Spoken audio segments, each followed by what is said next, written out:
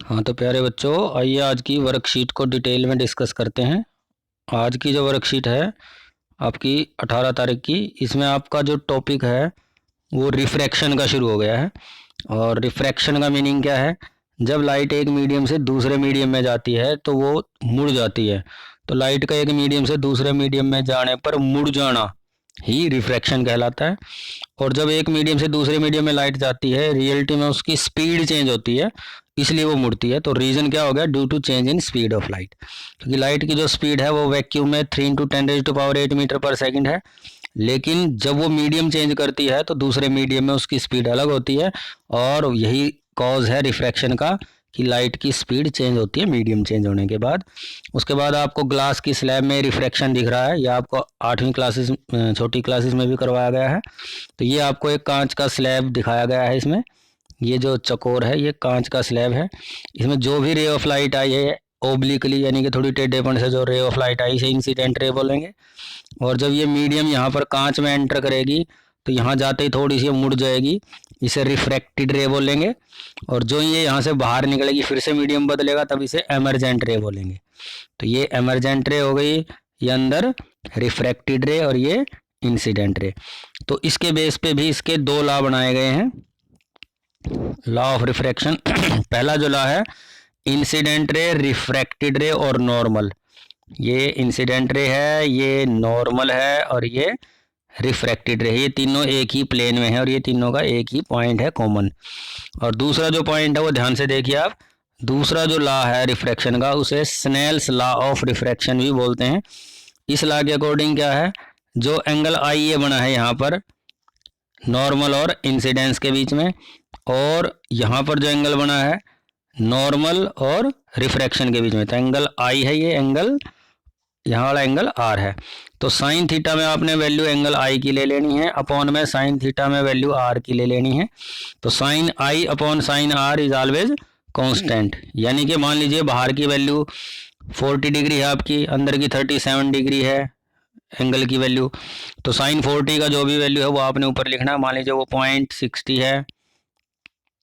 और साइन 37 की वैल्यू आपने मान लीजिए नीचे लिख दी, वो मान लीजिए 0.20 है। तो आपका आंसर कितना आएगा? 3 आ जाएगा।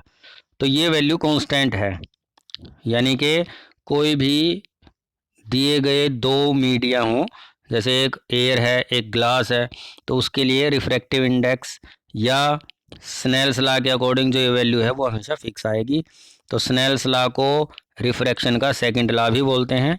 और इस लॉ के according sine I upon sine R is always constant.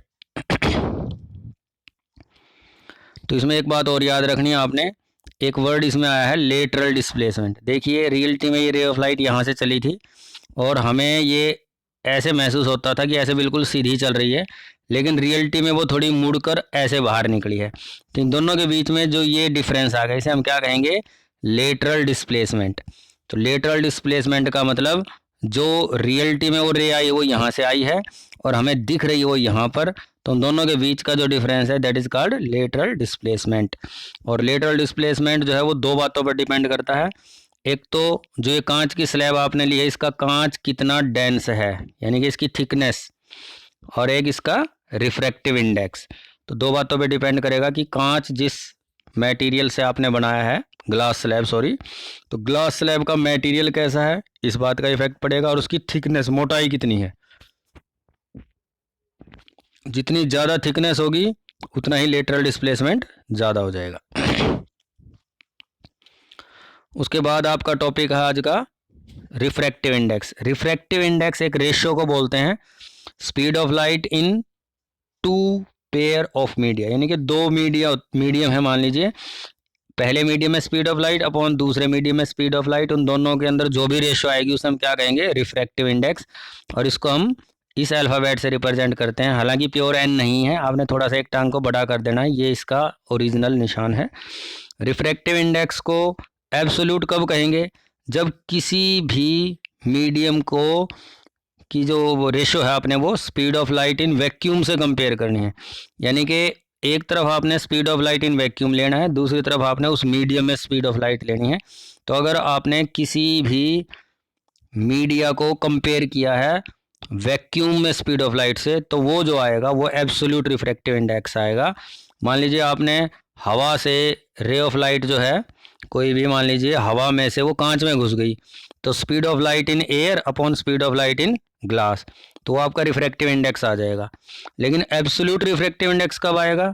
जब speed of light in vacuum, यानी कि वैक्यूम से अगर लाइट उस कांच में आती, तो वैक्यूम से आती तो हम उसे एब्सोल्यूट बोलते, और अगर वो हवा में से आई है तो हम उसे सिर्फ रिफ्रैक्टिव इंडेक्स बोलेंगे। और रिफ्रैक्टिव इंडेक्स की कोई भी यूनिट नहीं होती है, प्योर वैल्यू है, ये आपको याद रखनी है। यहाँ पर एक एग्जांपल मैं लेता हूँ। रिफ्रैक्टिव इंडेक्स सबसे ज़्यादा डायमंड का है आज के दिन 2.42, इसके पीछे मीटर सेंटीमीटर कुछ नहीं लिखना, क्योंकि ये एक प्योर वैल्यू है। और प्योर वैल्यू को भी सीधा से वर्ड में कहा जाए तो ये एक रेशियो है दो मीडियम की, तो रेशियो के साथ कोई भी यूनिट यूज़ नहीं की जाएगी।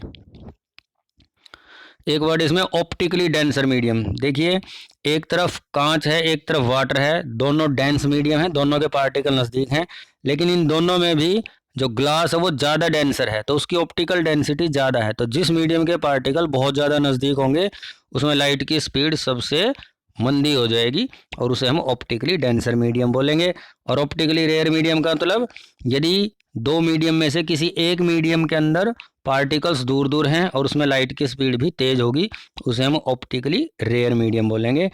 और जब लाइट रेयर से डेंस मीडियम में जाएगी तो वो नॉर्मल की तरफ मुड़ेगी। देखिए, मैं एक एग्जांपल लेता हूँ। ये कांच की स्लैब है, ये आपका नॉर्मल का पॉइंट हो गया, ये आपकी यहाँ से इंसिडेंट रे आई, तो इंसिडेंट रे यहाँ से जानी चाहिए थी, लेकिन वो थोड़ी सी मुड़कर यहाँ आ गई, तो ये एंगल छोटा हो जाएगा, अंदर का एंगल आर। एंगल आई जो है वह बड़ा होगा एंगल आर से। ये बाहर वाला जो एंगल है ये बड़ा होगा, लेकिन कब बड़ा होगा? ये जब रेयर से डेंसर में आएगी। रेयर का मतलब, मान लीजिए बाहर हवा है और अंदर कांच है, ग्लास है, तो हवा जो है इसके पार्टिकल दूर दूर हैं, रेयर मीडियम है, और कांच के पार्टिकल नज़दीक है, तो ये डेंसर मीडियम है। तो अगर रेयर से डेंसर में आती है तो एंगल आई बड़ा होगा, जो मैंने अभी ये बताया, एंगल आई बड़ा होगा। क्यों होगा?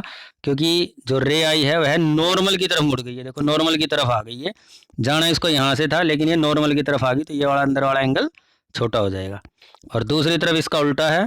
यहाँ पर देखिए, दूसरा आपको यहाँ पर दिख रहा है केस, जब रे ऑफ लाइट डेंसर से रेयर में जाएगी तब आप क्या देखोगे? ये अंदर वाला एंगल छोटा हो जाएगा, ये वाला एंगल बड़ा। तो अंदर वाले को अगर हम एंगल आई मान लें तो एंगल आई जो है वो छोटा हो जाएगा, ठीक है, एंगल आर से। तो यही दो बातें यहाँ पर बताई गई हैं। जब लाइट डेंसर से रेयर में आएगी तो वो नॉर्मल से दूर हो जाएगी, और जब रेयर से डेंसर में आएगी तो वो नॉर्मल की तरफ मुड़ जाएगी। ये आपकी कांच की स्लैब है, ये नॉर्मल है 90 डिग्री पर, ये इंसिडेंट रे आई तो ये नॉर्मल की तरफ मुड़ गई जब ये रेयर से डेंसर में आई, क्योंकि बाहर कैसा मीडियम था? एयर, ये रेयर था, अंदर कैसा है? ग्लास, ये डेंसर मीडियम है, तो इसलिए ये नॉर्मल की तरफ मुड़ गई, इसलिए अंदर का एंगल छोटा हो जाएगा। तो ये बातें आपको सभी ध्यान से सुन ली हैं आपने, इन्हें ध्यान से आप एक बार फिर से रीडिंग मारिए इस टॉपिक की बुक के अकॉर्डिंग, तब आपको कोई दिक्कत नहीं आएगी। अब आपका पहला न्यूमेरिकल है, find the speed of light in glass if refractive index of glass is 1.5। तो आपने सबसे पहले उसका फार्मूला लिखना है। रिफ्रैक्टिव इंडेक्स ऑफ ग्लास का फार्मूला क्या है? Speed of light in vacuum upon speed of light in medium.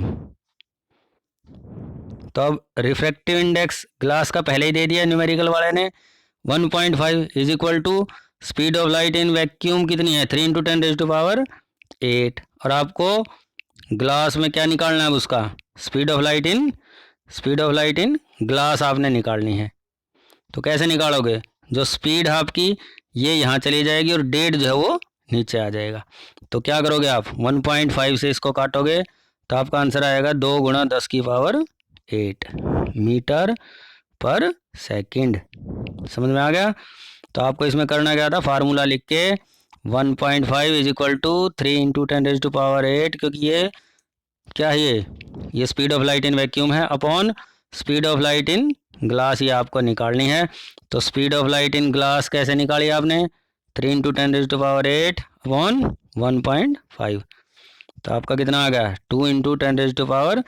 अब ये स्पीड है तो स्पीड की यूनिट तो लिखनी पड़ेगी, मीटर पर सेकंड। तो ये आपका पहला न्यूमेरिकल था। दूसरा है write the laws of refraction, तो ये दोनों आपने लॉ लिखने हैं पूरे कंप्लीट, ये आपका दूसरा क्वेश्चन हो गया। तीसरा है draw the level diagram of refraction through glass slab, पूरा आपको ये डायग्राम यहाँ से लेकर यहाँ तक का कंप्लीट लेवलिंग के साथ बनाना है। तो इसके साथ आज की वर्कशीट इतनी ही थी, इसे ध्यान से 2 बार पढ़िए, सब समझ में आ जाएगा। और कोई डाउट हो तो you may ask. Thank you very much.